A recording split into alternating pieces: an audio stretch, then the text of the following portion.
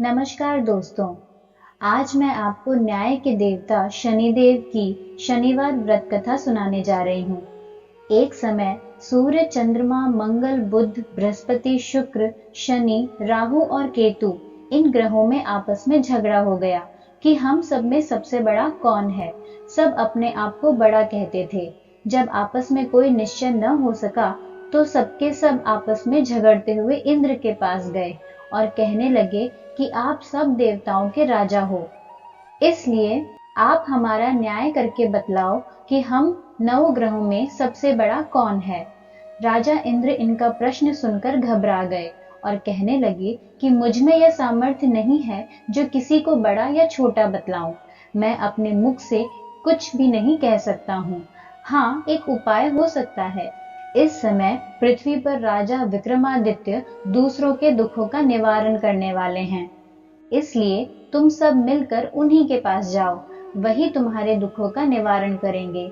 ऐसा वचन सुनकर सभी ग्रह देवता चलकर भूलोक में राजा विक्रमादित्य की सभा में जाकर उपस्थित हुए और अपना प्रश्न राजा के सामने रखा। राजा उनकी बात सुनकर बड़ी चिंता में पड़ गए कि मैं अपने मुख से किसको बड़ा और किसको छोटा बतलाऊं। जिसको छोटा बतलाऊंगा वही क्रोध करेगा।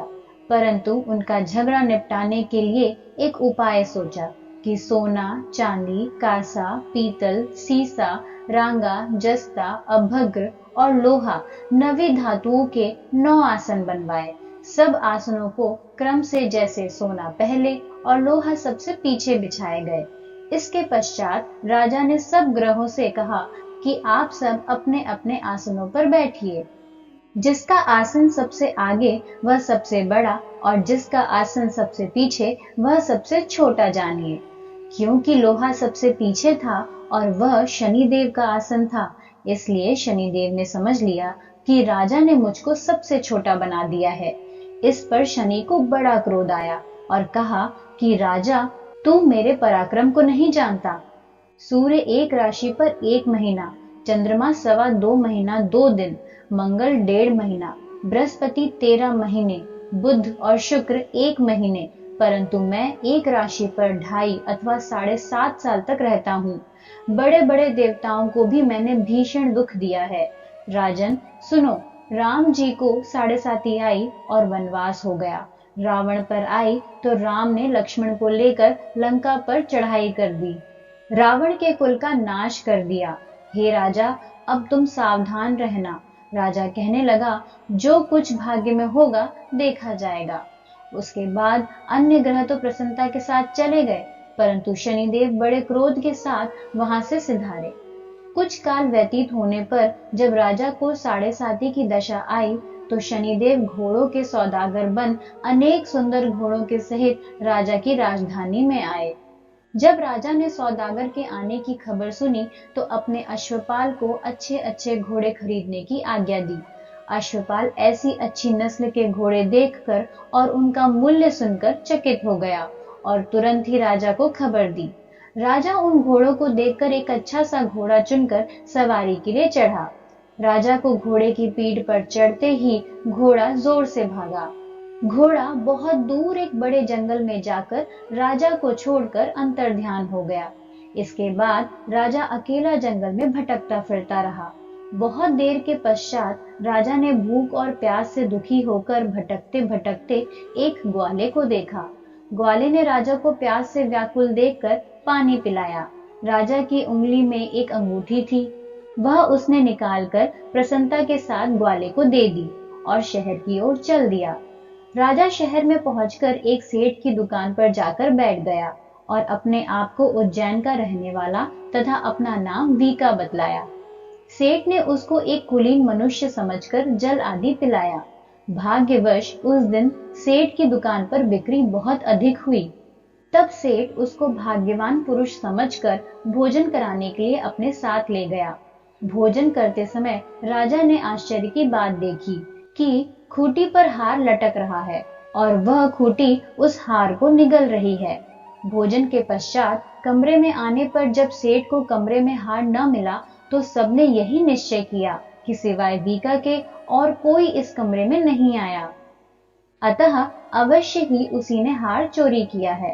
परंतु वीका ने हार लेने से मना कर दिया। इस पर 5-7 आदमी इकट्ठे होकर उसको फौजदार के पास ले गए।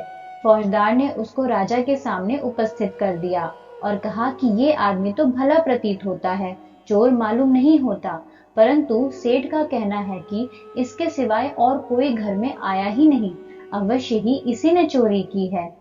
तब राजा ने आज्ञा दी कि इसके हाथ पैर काटकर चौरंगिया किया जाए। राजा की आज्ञा का तुरंत पालन किया गया और वीका के हाथ पैर काट दिए गए। इस प्रकार कुछ काल व्यतीत होने पर एक तेली उसको अपने घर ले गया और कोलू पर उसको बैठा दिया। वीका उस पर बैठा हुआ अपनी जुबान से बैल हाँकता रहा। शनि की दशा समाप्त हो गई और एक रात को वर्षा ऋतु के समय वह मल्हार राग गाने लगा।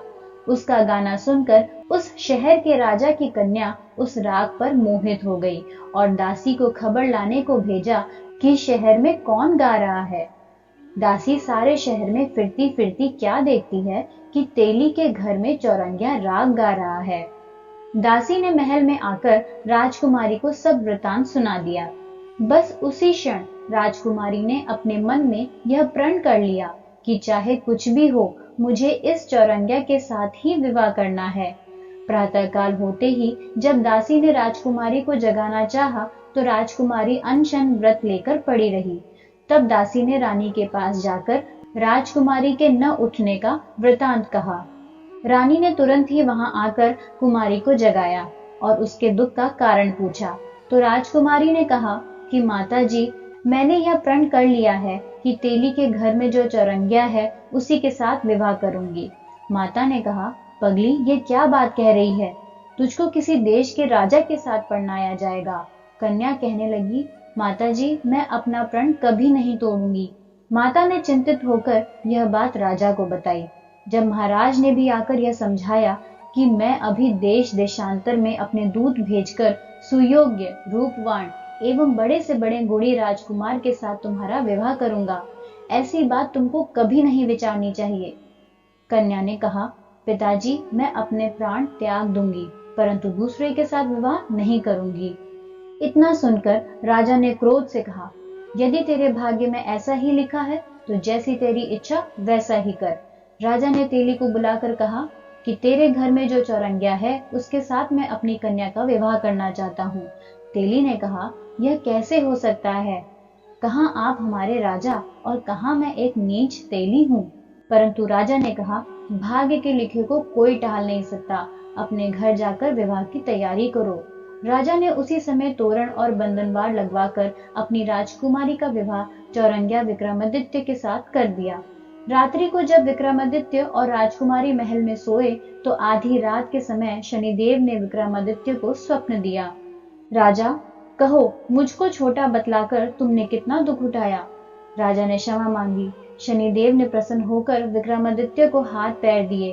तब राजा ने कहा, महाराज, मेरी प्रार्थना स्वीकार करें कि जैसा दुख आपने मुझे दिया है ऐसा और किसी को न दें।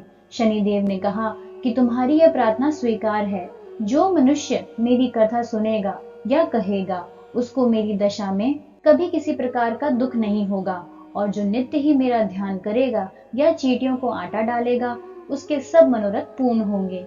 इतना कहकर शनिदेव अपने धाम को चले गए। राजकुमारी की आंख खुली और उसने राजा के हाथ पांव देखे तो आश्चर्य को प्राप्त हुई। उसको देखकर राजा ने अपना समस्त हाल कहा कि मैं उज्जैन का राजा विक्रमादित्य हूँ। यह बात सुनकर राजकुमारी अत्यंत प्रसन्न हुई। प्रातःकाल राजकुमारी से उसकी सखियों ने पूछा तो उसने अपने पति का समस्त वृतांत कह सुनाया। तब सबने प्रसन्नता प्रकट की और कहा कि ईश्वर ने आपकी मनोकामना पूर्ण कर दी। जब उस सेठ ने यह सुना तो वह विक्रमादित्य के पास आया और राजा विक्रमादित्य के पैरों पर गिरकर क्षमा मांगने लगा। आप पर मैंने चोरी का झूठा दोष लगाया, अतः आप मुझको जो चाहे दंड दे। राजा ने कहा, मुझ पर शनिदेव का कोप था, इसी कारण यह सब दुख मुझको प्राप्त हुआ। इसमें तुम्हारा कोई दोष नहीं, तुम अपने घर जाकर अपना कार्य करो। सेठ बोला कि मुझे तभी शांति होगी जब आप मेरे घर चलकर प्रीतिपूर्वक भोजन करेंगे।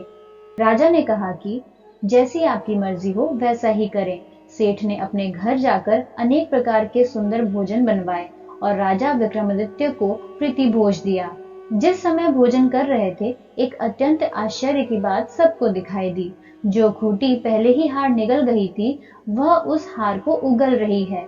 जब भोजन समाप्त हो गया तो सेठ ने हाथ जोड़कर बहुत सी मोहरें राजा को भेंट की और कहा कि मेरी श्री कंवरी नामक एक कन्या है, उसका परिग्रहण आप करें। इसके बाद सेठ ने अपनी कन्या का विवाह राजा के साथ कर दिया और बहुत सा दान दहेज आदि दिया। इस प्रकार कुछ दिनों तक वहां निवास करने के पश्चात विक्रमादित्य ने शहर के राजा से कहा कि अभी मेरी उज्जैन जाने की इच्छा है। फिर कुछ दिन के बाद विदा लेकर राजकुमारी मनभावनी, सेठ की कन्या श्री कंवरी तथा दोनों जगह के दहेज में प्राप्त अनेक दास दासी, रथ और पालकियों सहित विक्रमादित्य उज्जैन की तरफ चले। जब शहर के निकट पहुंचे और पुरवासियों ने राजा के आने का संवाद सुना तो समस्त उज्जैन की प्रजा अगवानी के लिए आई। तब बड़ी प्रसन्नता से राजा अपने महल में पधारे। सारे शहर में बड़ा भारी महोत्सव मनाया गया और रात्रि को दीपमाला की गई। दूसरे दिन राजा ने शहर में यह सूचना कराई कि शनिचर देवता सब ग्रहों में सर्वोपरि हैं। मैंने इनको छोटा बतलाया, इसी से मुझको यह दुख प्राप्त हुआ। इस कारण सारे शहर में सदा शनिचर की पूजा और कथा होने लगी। राजा और प्रजा अनेक प्रकार के सुख भोगती रही। जो कोई शनिचर की इस कथा को पढ़ता या सुनता है, शनिदेव की कृपा से उसके सब दुख दूर हो जाते हैं। शनिवार की कथा को व्रत के दिन अवश्य पढ़ना चाहिए। ओम शांति, ओम शांति, ओम शांति। बोलिए शनिदेव की जय। आज की कथा कैसी लगी कमेंट सेक्शन में ज़रूर बताएं। अगर अच्छी लगी हो तो एक लाइक ज़रूर करें। अभी तक हमारे चैनल को सब्सक्राइब नहीं किया है तो लाल कलर के बटन को दबाकर सब्सक्राइब करें। पास ही दिए हुए बेल आइकन को भी दबाएं, जिससे हमारी आने वाली हर वीडियो की नोटिफिकेशन आप तक सबसे पहले आएगी। धन्यवाद।